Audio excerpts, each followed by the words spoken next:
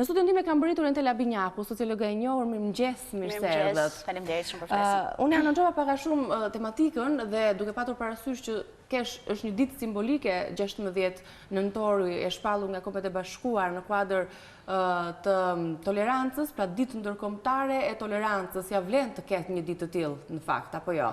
Çfarë në kupton më së shumti kjo datë? Po, faleminderit shumë për ftesën. Mendoj që data 16 nëntor duhet të futet natyrshëm në fjalorin në shoqërisë tonë, jo vetëm për shkak të angazhimeve tona ndërkombëtare në disa organizma ndërkombëtare siç është dhe UNESCO ose Kombet e Bashkuara, të cilat e kanë shpallur këtë ditë si ditë ndërkombëtare kushtuar tolerancës, por edhe për shkak se shoqëria jonë ka nevojë të ketë në fjalor të përditshëm një fjalë të tillë, një koncept të tillë që mbart kuptim etik, politik, social e kështu me radhë. Kombet e Bashkuara tashmë festojnë 20 vjetorin e shpalljes së kësaj date, që nga 95-a është shpallur dita ndërkombëtare e tolerancës 16 nëntori. Kuptim veçanërisht në ditën në të cilën e flasim, merr një kuptim të shumëfisht kjo fjalë. Nëse e vendosim në kontekstin e atij qytetërimi dhe ngjarjeve të cilat po e tronditin opinionin botëror. Jemi tronditur në fundjavë nga sulme terroriste dhe sa vlen kjo datë dhe kjo simbolik, le të themi, për të bërë mesazhe të tilla. Po, për të ardhur keq që ne flasim sot për këtë koncept kaq të rëndësishëm për një shtet demokratik, për një shoqëri demokratike, veçanërisht kur më falni, 2 ditë më parë ne kemi përjetuar një dramë shumë të madhe, një jetësh njerëzore të humbura si rezultat i sulmeve terroriste edhe sjelljeve kriminale të disa vrasësve të tjera. Po, në vendin ynë i është bashkuar të gjitha atyre shteteve të cilat i kanë kushtuar një ditë posaçme zije kombëtare për të shprehur ngushëllimet e popullit shqiptar edhe të solidaritetin e shtetit tonë. Është për të ardhur keq veçanërisht kur mendon që ky është një koncept, toleranca, pra është një koncept që vjen pikërisht nga shtetet e emancipuara, nga qytetërimi perëndimor. Në fjalorin e njerëzve që merren kryesisht me historinë e mendimit filozofik, ka zënë shumë vend shpreha e famshme e Voltairit. Nuk jam dakord me mendimin tënd, por do të luftoj deri në vdekje që ti ta thuash atë. Dhe kjo thënie merret si moto ose si simbol i sjelljes tolerante.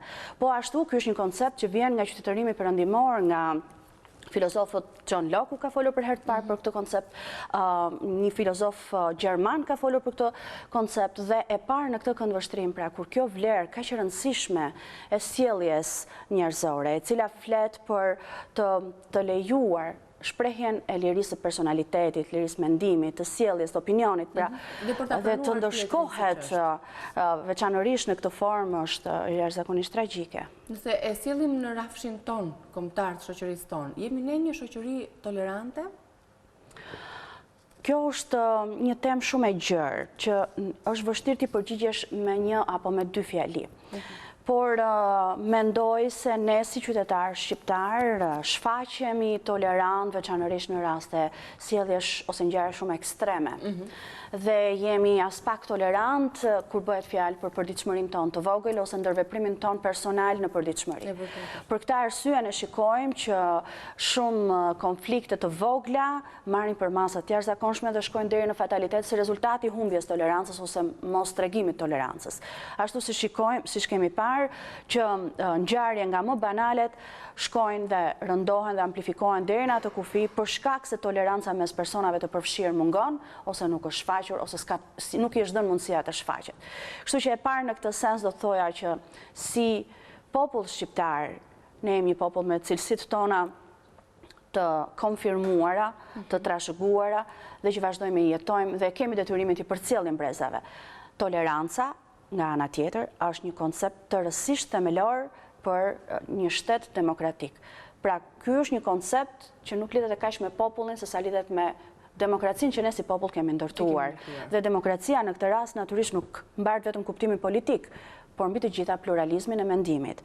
Ne në përgjithësi jemi egocentrik në mënyrën tonë dhe kemi shumë të vështirë të pranojmë mendimin e tjetrit, mendimin e ndryshëm ose shumë llojshmërinë e mendimeve. Ama kur bëhet fjalë më pas për ngjarje të mëdha ekstreme, siç është sulmi në Francë, ne si shoqëri kemi treguar një anë tjetër tonë. Nuk e di se kam parende profilin tuaj, Entel, por brenda një dite gjithë profilet në Facebook dhe nuk bëhet fjalë për pak, po për shumë, pothuajse të gjithë ata që zotërojnë një rrjet të tillë social, kishin vendosur flamurin francez si këtu kemi dhe këtu kemi disa mënyra të interpretuari. Unë sigurisht respektoj gjithkënd që ka lirinë të përdori hapësirën e vet personale në Facebook, një shpike që ne ka dhuruar tjetër kush. Po nga ana tjetër dhe unë mendoj që thot populli çdo gjë me tepri është marrri. Ndonjëherë mendoj se te i kalohen disi mesazhet, dhimbja mund të shpreh. Dikush që duhet të ndryshonte fotoja e profilit, ndërkohë që vendoset flamuri francez. Është personale, gëzim apo buzëqeshje apo një mesazh tjetër. Reagimi është personal. Sigurisht minimumi mundshëm që mund të bënim për të treguar dhimbjen dhe pikëllimin ton dhe solidaritetin me ata njerëz, me qytetarët francez, mund të ishte vendosja e këtij flamuri, patjetër, pse jo. Unë personalisht nuk e kam marrë këtë, nuk bëra këtë gjë. Mora ato masat e mia të vogla, të interesohesha për njerëzit që kam në atë shtet, të pyesja si janë, lexova me dhimbje të madhe disa histori jetësh njerëzore të humbura, të cilat japin realisht dramën e vërtet të asaj që ka ndodhur. Qytetarët tanë, me sa unë pash, nga reagimet në rrjetet sociale merren më shumë me çështjet makro, me politikat e mëdha. Unë mendoj që po të hynë në historitë personale të atyre njerëzve, cilët tërësisht në jetën e vet, në mënyrë të pafajshme, nuk shkuan më në shtëpi, atëherë mendoj që do të kuptonin dramën e vërtetë të njerëzve, patjetër. Okej, është stërfolur dhe dita e sotme i kushtohet pikërisht këtij akti terrorist dhe këtij sulmi me ditën e zis të shpallur, por edhe minutën e heshtit që të mbahet diku rreth mesditës, teksa po lexonim edhe fleshin anash, titrat anash ekranit të News 24. Ta kanalizojmë pak bisedën diku tjetër, sepse të hënave nuk më ka ndodhur të kem shpesh sociolog në mëngjes. Zakonisht është dita jo më shumë e preferuar. Madje sipas një studimi, është dita që urrehet më shumë për shkak të fundjavës që kalohet. Dhe studimet kanë treguar se ka më pak rendiment edhe në punë dita e hënë. Ka një kuptim, ka një shpjegim natyrisht kjo.